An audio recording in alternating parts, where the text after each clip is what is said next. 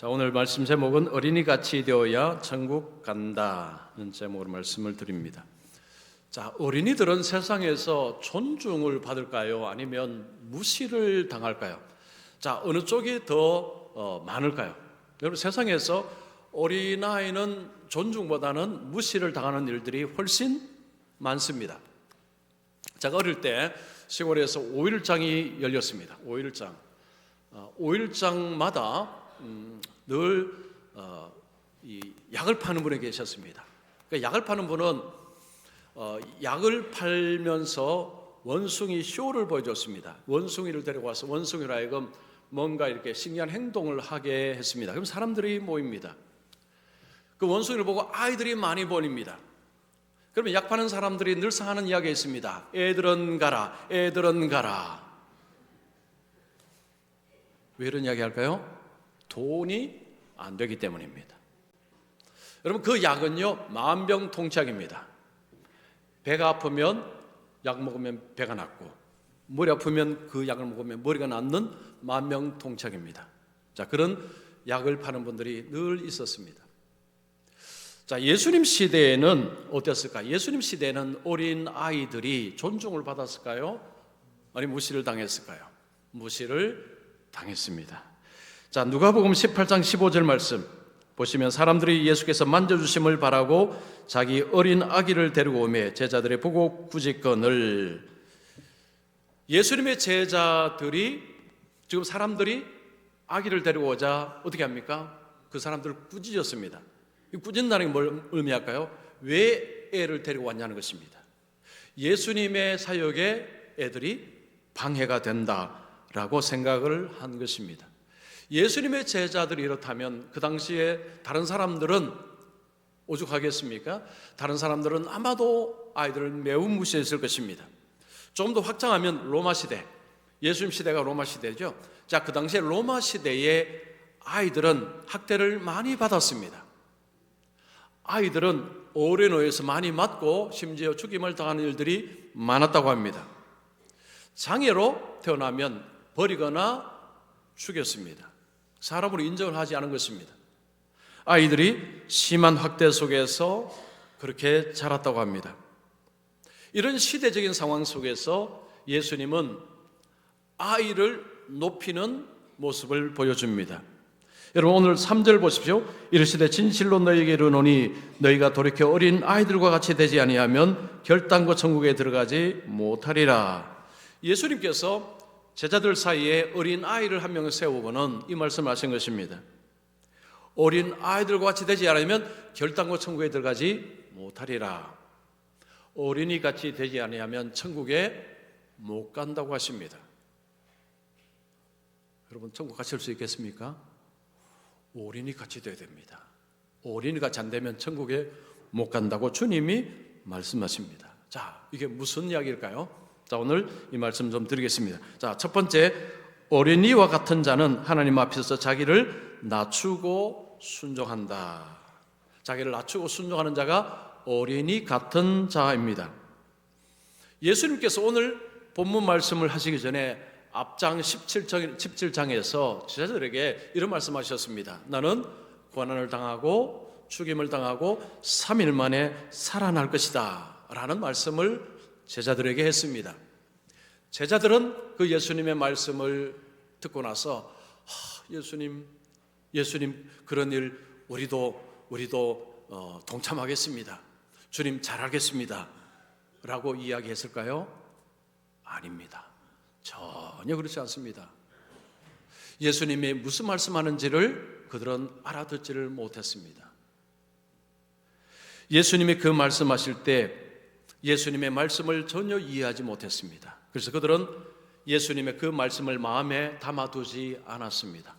우리가 어떤 것을 들을 때에 이해가 안 되면 버려버립니다. 마음에 담아두지 않습니다. 지금 제자들이 딱 그런 상황입니다.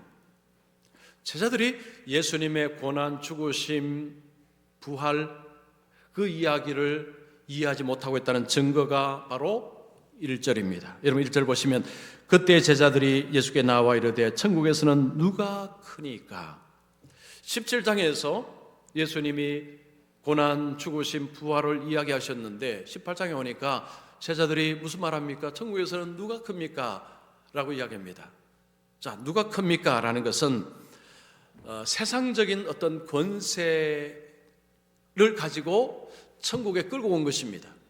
누가 천국에서는 큰 자입니까? 권세자입니까? 라고 이야기하는 것입니다. 예수님의 그 심각한 이야기를 그들 알아들었다면 이런 이야기를 할 수가 없죠. 그런데 예수님의 말씀을 전혀 이해하지 못해서 그들은 지금 엉뚱한 이야기를 하는 것입니다. 마치 이런 이야기입니다. 어떤 가정에서 너무 가난해서 아버지가 저 먼 곳에 가서 노동하면서 돈을 벌어 오려고 합니다. 그래서 자녀들에게 내가 올 때까지 엄마 말씀 잘 들어라 라고 이야기하는데 자녀 하나가 말합니다. 아빠, 그러면 아빠 돈 벌어 오면 내 장난감 많이 사줄 거지? 여러분, 이런 자녀가 철이 없는 자녀입니다. 지금 제자들이 꼭 그런 모습입니다. 예수님의 그 심각한 말씀을 알아듣지 못하고 주님의 나라에서 제가 누가 큰 자입니까? 그 말은 뭐냐면 자기가 올라가고 싶다는 이야기입니다. 자, 그런 이야기를 하고 있습니다. 철이 없는 제자들입니다. 자, 제자들은 누가 큰 자입니까? 이 크다는 것은 세상에서 말하는 큰 것에 대한 어떤 기준을 그대로 갖고 간 것입니다. 여러분, 세상에서 큰 자는 누구죠? 일단 돈이 많아야 됩니다. 권세자입니다. 능력이 있습니다. 자, 이런 자를 크다, 위대하다라고 이야기합니다. 지금 제자들은 천국에서도 마치 세상처럼 그런 식으로 존재한다고 생각하고 그 자리에 가고 싶다는 이야기입니다. 자, 예수님께서는 이미 제자들에게 천국에서 누가 큰지를 말씀하셨습니다. 자, 마태복음 5장 19절. 자, 같이 읽겠습니다. 시작. 누구든지 이 계명 중에 지극히 작은 것 하나라도 버리고 또 그같이 사람을 가르치는 자는 천국에서 지극히 작다 일컬음을 받을 것이요 누구든지 이를 행하며 가르치는 자는 천국에서 크다 일컬음을 받으리라. 예수님께서는 이미 제자들에게 자, 천국에서는 누가 크다고 했습니까? 하나님의 말씀을 작은 것이라도 지키고 가르치는 자, 이런 자를 크다라고 이미 말씀하셨습니다. 자, 그런데 좀 제자들의 관심은 높은 자리, 권세자 자리, 관심이 거기에만 있었습니다. 예수님의 제자들이 왜 이런 생각을 하고 있었을까요? 예수님을 정치적인 메시아로 이해를 하고 있기 때문입니다.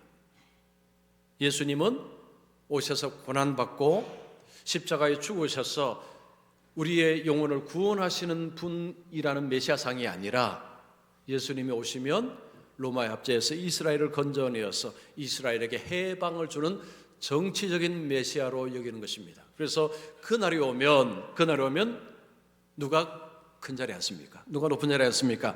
라고 하는 것입니다. 제자들의 철없는 질문에 예수님은 화를 내지 않습니다. 예수님은 실물 교육을 시키십니다. 말을 하니까 안 되니까 예수님은 눈으로 보도록 하십니다. 자, 그 눈으로 보는 것이 무엇입니까? 어린이입니다. 어린이. 3절 보시면 이르시되 진실로 너희에게 이르노니 너희가 돌이켜 어린 아이들과 같이 되지 아니하면 결단코 천국에 들어가지 못하리라. 어린 아이를 세우시고 예수님이 이 말씀을 하신 것입니다. 자, 이 말씀은 오해하시면 안 됩니다. 어린이는 모두가 천국 간다 이야기가 아닙니다. 어린 아이 같이 되지 아니하면 천국에는 어린 아이 같이 되어야 천국 간다. 예수님이 이런 말씀을 하신 것입니다. 자, 그러면 어린아이 같이 된다는 것은 무슨 이야기일까요? 자, 어린아이 하면 유치하고 미숙한 모습을 떠올립니다. 자, 어린아이는 미숙합니다. 그리고 유치합니다. 그리고 잘 쏙습니다. 예수님이 말씀하는 어린아이 같은 모습은 그런 말을 하는 것이 아니고 보편적인 어린이의 모습입니다. 작다는 것입니다. 작고 낮다는 것입니다. 예수님께서 지금 어린아이 같이 된다는 것은 작고 낮은 것을 이야기합니다. 자, 그래서 4절에 이렇게 말씀하시죠. 그러므로 누구든지 이 어린아이 같이 자기를 낮추는 사람이 천국에서 큰 자니라. 예수님이 4절에 설명을 하십니다. 어린아이 같은 자가 누구냐? 자기를 낮추는 자다. 자기를 낮추는 사람이 어린아이 같다라고 예수님이 설명을 말씀하십니다. 예수님은 지금 천국하고 세상은 거꾸로다 이야기하는 것입니다. 세상은 자기를 높이는 자가 높이 올라갑니다. 천국에서는 반대라는 거죠. 자기를 낮추는 자가 올라간다는 것입니다. 사람들은 거꾸로 생각합니다. 자기를 높이고 권세 있으면 올라가다 생각하는데 천국에서는 반대다. 주님이 그렇게 말씀하는 것입니다. 자, 어린이는 작습니다. 작다는 개념이 무슨 의미냐면 자기를 낮추는 것입니다. 예수님이 그 말씀하십니다. 또한 어린아이의 특징 중에 하나가 의존성입니다. 어린아이는 부모를 의존합니다. 어린아이들이 놀 때 자꾸 확인하는 것이 있습니다. 엄마가 어디 있는지 확인하는 것입니다. 엄마가 있으면 안심하고 놉니다. 근데 놀다가 보는데 엄마가 없습니다. 그러면 그때부터 난리 납니다. 막 울고 엄마 찾고 그렇게 됩니다. 어린아이는 의존성이 굉장히 큽니다. 그리고 어린아이들은 잘 배웁니다. 굉장히 잘 배웁니다. 스펀지 같습니다. 잘 빨아들입니다. 잘 배우고 그리고 잘 순종하고, 이것이 어린아이의 특징입니다.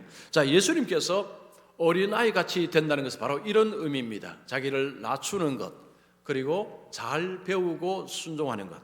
자기를 낮추어서 배우고 순종하는 모습이 바로 어린아이 같은 모습입니다. 어른들은 배울 때에 복잡합니다. 이래 따지고 저래 따지고 저래 따지고 저래 따지고 저래 따져서 이게 아니야, 이게 아니야, 이게 아니야. 이게 어른입니다. 그러나 아이들은 그렇지 않습니다. 2018년 12월 27일자 우리나라 신문에 난 기사 하나 소개합니다. 자, 미국에서 그 당시 이 트럼프 대통령이 크리스마스 이브에 7살짜리 콜먼이라는 여자아이와 6분간 통화를 했습니다. 이 통화 내용이 신문의 기사로 났습니다. 크리스마스 이브에 콜먼이라는 아이가 대통령과 통화를 하게 된 것입니다. 이 7살짜리한테 트럼프 대통령이 무슨 이야기를 했느냐 하면 이렇게 물었습니다. 너는 아직도 산타를 믿니? 이제 7살쯤 되었으면 그만 믿을 때가 됐지 않니? 트럼프다운 질문입니다. 이 아이가요, 저는 산타를 믿어요 라고 대답을 했습니다. 이 아이는 산타를 철석까지 믿고 있습니다. 트럼프와 전화 통화를 끊고 하고 나서 10살 언니가 있었고 5살 동생이 있었습니다. 그 세 아이가 산타를 위한 간식을 이렇게 만들었습니다. 뭐 쿠키 같은 거를 이렇게 만들어서 크리스마스 트리 앞에 그 간식을 놓았습니다. 그 간식을 왜 놓았을까요? 산타가 그것을 먹고 선물을 주기를 기대하는 마음으로 거기에 간식을 놓은 것입니다. 그리고 크리스마스 이브에 저녁에 잠자리에 들었습니다. 잔뜩 기대하고 들었습니다. 그 다음 날 일어나서 크리스마스 트리 앞에 가보니까 간식은 사라지고 거기에 선물이 놓여 있습니다. 이 아이 입에서 무슨 말이 튀어났을까요? 산타는 있어. 이게 어린 아이입니다.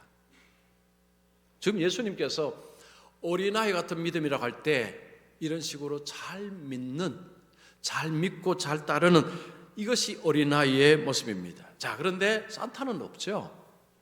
어린아이의 약점이 뭡니까? 쉽게 속는다는 것입니다.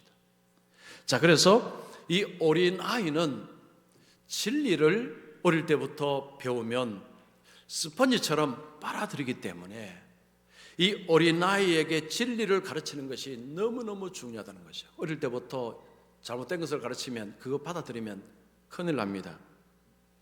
제가 미국에서 살 때 미국 교회들, 주로 백인 교회들을 갔을 때 그 부모하고 자식하고 같이 예배드리는 모습들이 많았습니다.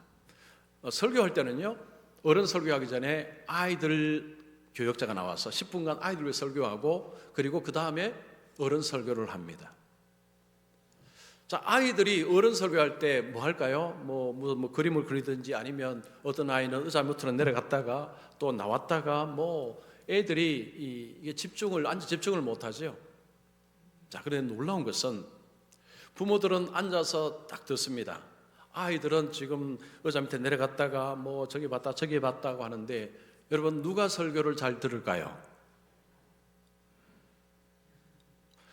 그 실제로 설문조사를 했었습니다. 제가 지금 그 기관에 어딘지는 기억이 안 나는데 놀랍게도 아이들이 딴짓을 하면서도 설교를 너무너무 잘 듣는다는 것을 설문조사가 나왔어요.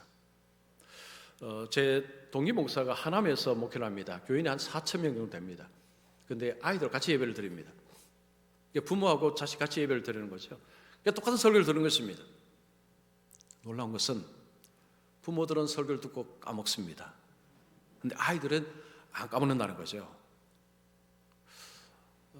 이제 설교를 들을 때 뭐 불평하지 마십시오. 불평하는 것은 하나님이 기뻐하시는 것이 아닙니다. 라고 설교를 들었는데 부모는 까먹고 집에서 막 불평을 합니다. 아이가 엄마한테 말한대요.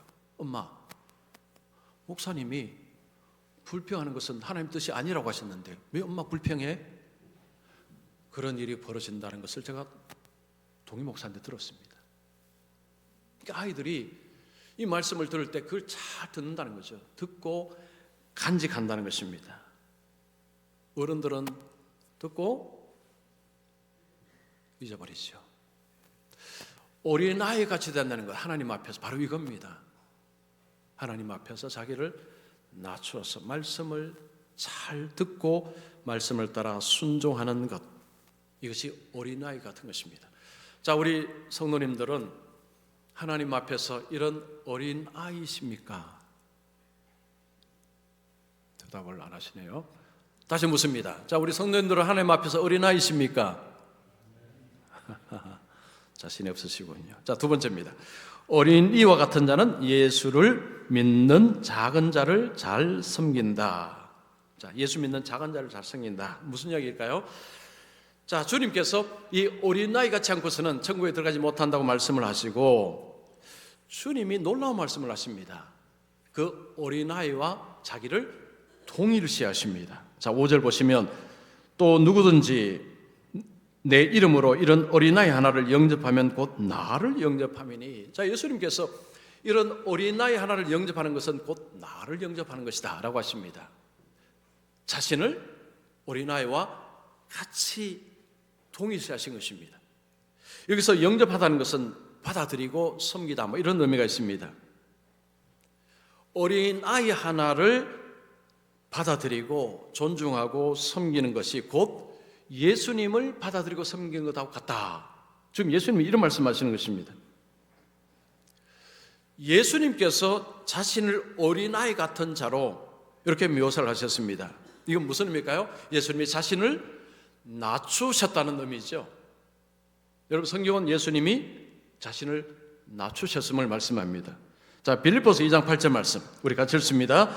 사람의 모양으로 나타나사 자기를 낮추시고 죽기까지 복종하셨으니 곧 십자가에 죽으심이라. 자기를 낮추시고 죽기까지 복종하셨으니 십자가에 죽으심이라. 자, 성경은 예수님을 자기를 낮추신 분, 예수님은 왕이십니다. 하나님이십니다. 자기를 낮추셨습니다. 그리고 인간에게 고난을 당하셨습니다. 십자가에 죽으셨습니다. 하나님께 복종하셨습니다. 예수님은 자기를 낮추신 분입니다. 그래서 예수님은 어린아이와 자신을 동일시하는 것 맞습니다.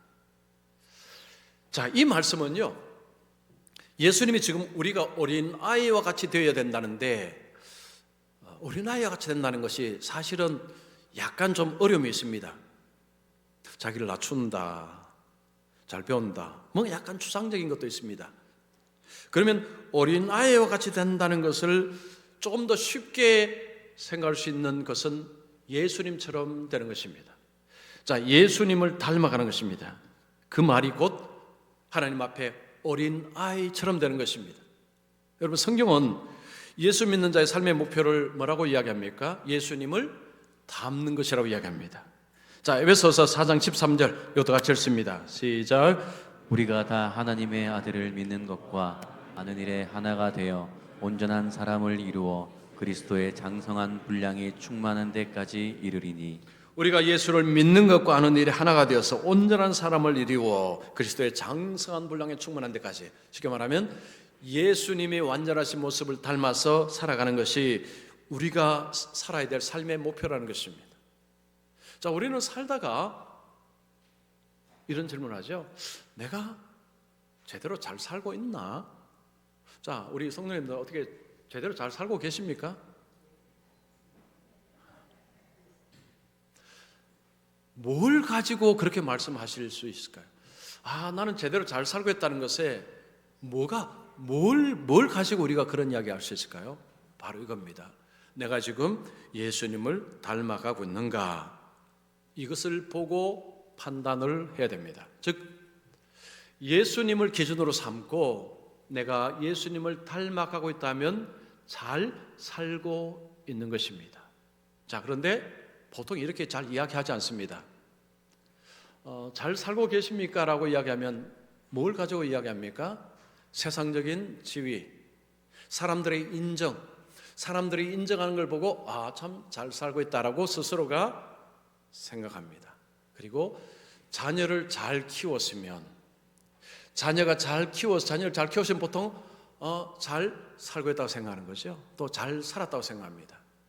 요즘은 노후 대책, 노후 준비를 잘 했으면 잘 살고 있다라고 이야기합니다. 자, 제가 질문할게요. 이거 가지고 주님 앞에 서게 되면 주님이 뭐라고 하실까요? 제가 자식 잘 키웠습니다. 잘 살았죠? 제가 사람들 인정받았습니다. 주님, 제가 잘 살았죠? 주님이 그래, 너 잘 살았다 하실까요? 아니요, 전혀 그렇지 않습니다. 오늘 본문의 주님은 이 어린 아이와 같이 되지 않으면 천국에 못 간다고 하셨습니다. 자, 그러면서 예수님께서 6절부터 10절까지 이 작은 자, 그 작은 자를 실족하게 하는 것이 얼마나 하나님 앞에서 무서운 죄가 되는가를 설명합니다. 6절 보십시오. 누구든지 나를 믿는 이 작은 자 중 하나를 실족하게 하면, 자, 여기 주의해야 될 편이요, 작은 자 앞에 뭐가 있습니까? 나를 믿는 이 작은 자 중 하나입니다.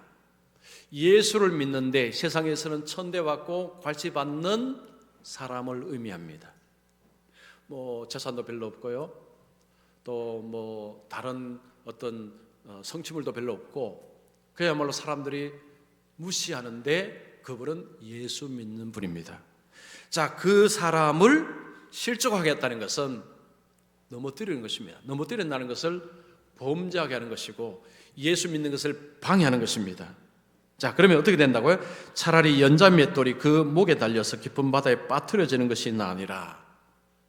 연자맷돌을 목에 걸고 깊은 바다에 떨어뜨리면 어떻게 됩니까? 죽습니다. 못 나옵니다. 이것이 고대 사회에 이런 형벌이 있었다고 합니다. 예수 믿는 작은 자를 잡아뜨릴 때, 넘어뜨릴 때 그 죄가 심히 크다라고 지금 주님이 말씀하는 것입니다. 예수 믿는 작은 자, 예수 믿는 작은 자는 곧 누구를 의미합니까? 예수님입니다. 예수님. 동일시하셨기 때문에.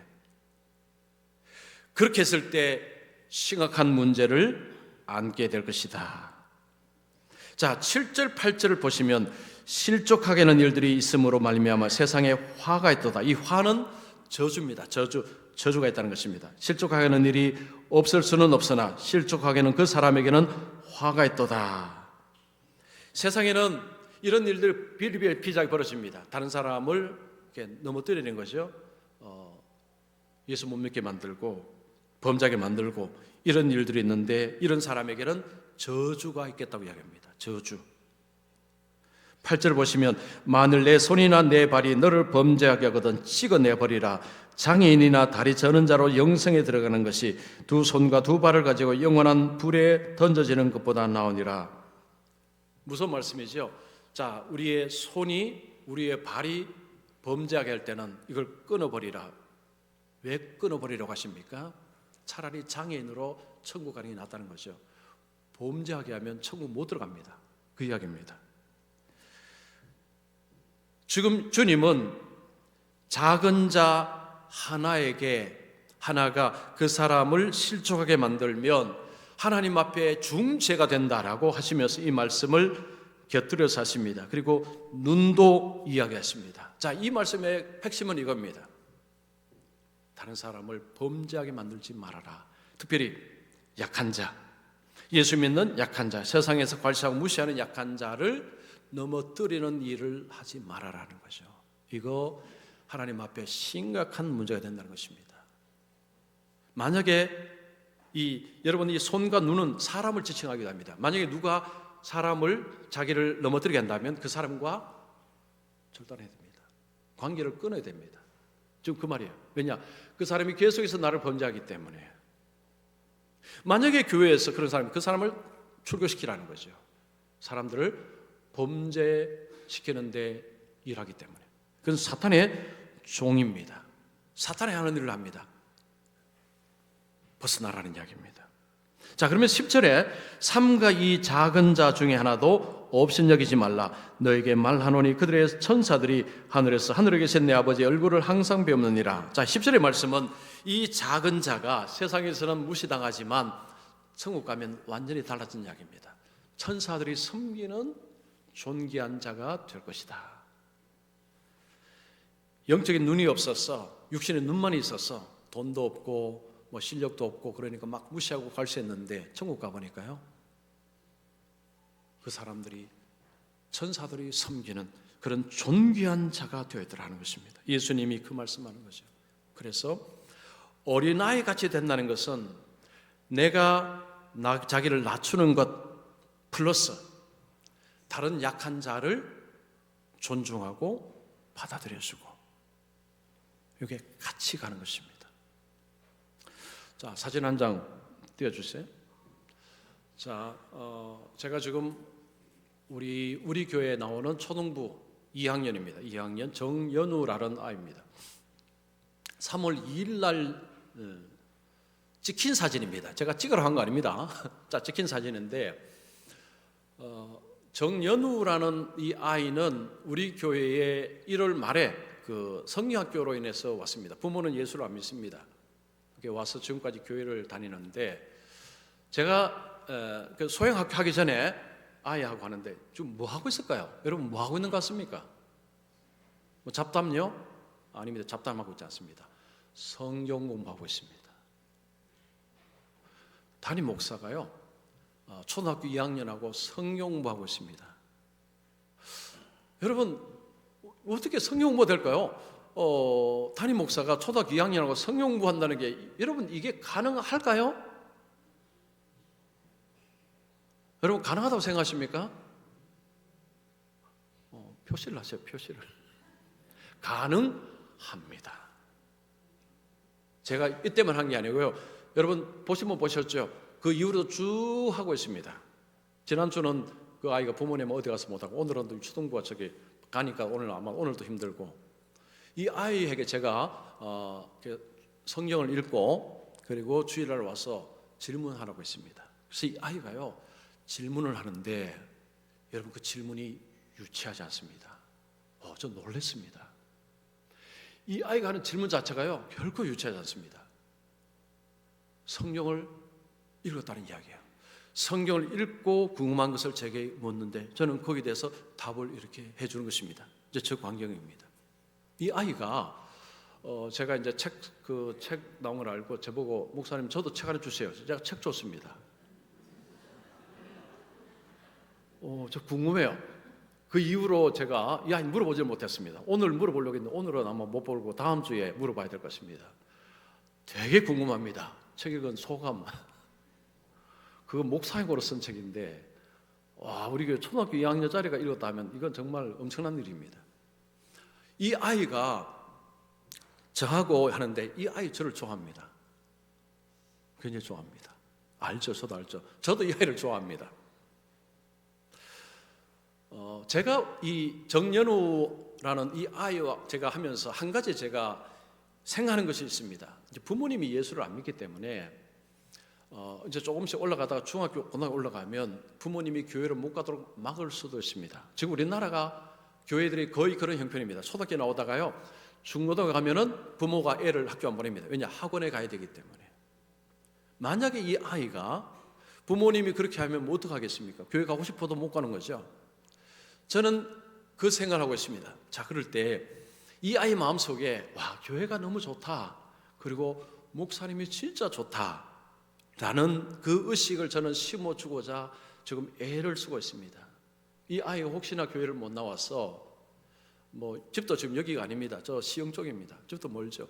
이 아이가 교회를 못 나오게 될 때, 그러다 나중에 대학교 정도 가면 이제 스스로가 결정을 할 수 있을 때, 그때 어릴 때 생각을 하고, 아, 맞다. 그때 참 교회가 좋았는데, 그리고 목사님이 참 좋았는데, 그리고 그때 성경 배우는 게 참 좋았는데, 라는 생각을 떠올릴 것입니다. 그러면 꼭 우리 교회 아니라도 집 근처라도 어디든지 교회를 갔으면 좋겠다라는 생각까지 저는 하고 있습니다. 그래서 이 아이에게 저는 진심으로 저는 대하고 있습니다. 매주마다 소형학교 끝나기 전 아이와 대화하면서는 진심으로 아이를 대하고 있습니다. 많은 분들이 어린아이 제가 뭘 알까? 저 어린아이가 저 믿음이 진짜일까? 하시죠. 여러분, 그렇지 않습니다. 애하고 진지하게 대화해 보십시오. 여러분 생각이 바뀔 것입니다. 보통 부모들은 그냥 무시해버리죠. 네가 뭘 알까? 저 나이 뭘 알까라고 생각하죠. 그렇지 않습니다. 저는 제가 연우 보면서 제가 많이 놀라고 있습니다. 미국의 듀크 대학의 이 웹스터 호프라는 교수가 이 교육학을 오래 가르쳤는데, 이분이 그런 이야기 했습니다. 어린아이에게도 믿음이 가능하다. 이분이 나이테를 가지고 설명합니다. 나이테가 하나가 있든지 열이 있든지 나무라는 본질은 차이가 없다고 이야기합니다. 나이테가 하나 있어도 나무고 나이테가 10개 있어도 나무입니다. 마찬가지라는 거죠. 자, 어린아이 속의 믿음과 어른 속의 믿음은 핵심은 비슷하지만 조금 다를 수 있습니다. 자, 어른은 자신의 믿음을 정확하게 표현하고 논리적으로 설명하는 것이 가능합니다. 그러나 어린아이는 어른처럼 설명하기는 어렵죠. 그러나 그 아이 속에 들어있는 예수 그리스도, 그 예수 그리스도를 향한 그 믿음은 본질은 똑같다는 것입니다. 어린 아이를 두고 있는 부모님들이 정말 잘 들어야 될 말씀입니다. 지금 얘는 아직 어리니까 나중에 대학 가면, 그때 가면 이제 제대로 믿고 그런 이야기 하죠. 큰일 날 소리입니다. 나중에 교회 안 갑니다. 교회 안 갑니다. 어릴 때 아무것도 모른다고 생각한 아무도 모르는 게 아닙니다. 그때 진리를 심어줘야 된다는 거죠. 누가요? 부모님이. 그리고 교회가. 왜냐? 어린아이는 받아들입니다. 이것이 어린아이의 특징이라는 거죠. 그리고 그것이 이제 나이가 들면서 점점 성숙해가는 과정을 밟아갈 것입니다. 자, 예수님께서 어린아이 같아야 천국 간다고 얘기했습니다. 자, 어린아이 같다는 게 뭘 의미하는 거죠? 자기를 낮추는 사람입니다. 세상의 온갖 지식과 이것 다 내려놓고 주님 앞에 자기를 낮추는 자가 말씀을 제대로 듣습니다. 자기를 높이는 사람은 말씀을 제대로 듣지도 못하고 예수님을 알아보지 못합니다. 왜냐? 예수님은 낮은 자로 오셨기 때문입니다. 그리고 어린아이 같은 자는 다른 연약한 자, 예수 믿는 연약한 자를 함부로 대하지 않습니다. 왜냐? 그 안에 예수님이 있기 때문에. 그래서 존중한다는 거죠. 영접하고 섬긴다는 것입니다. 자, 제가 다시 한번 질문합니다. 자, 우리 성도님들은 하나님 앞에서 이런 어린아이 같은 모습으로 사십니까? 네. 자, 스스로에게 물어보시고 우리가 예수를 잘 믿는다는 것, 오늘 예수님이 말씀하셨습니다. 자기를 낮출 줄 아는 사람, 그리고 예수 믿는 연약한 자를 섬길 줄 아는 사람, 이것이 예수 잘 믿는 표시다라고 하셨습니다. 저는 우리 성도님들이 바로 어린아이처럼 그렇게 예수를 잘 믿는 우리 성도님들이 되시기를 축원합니다.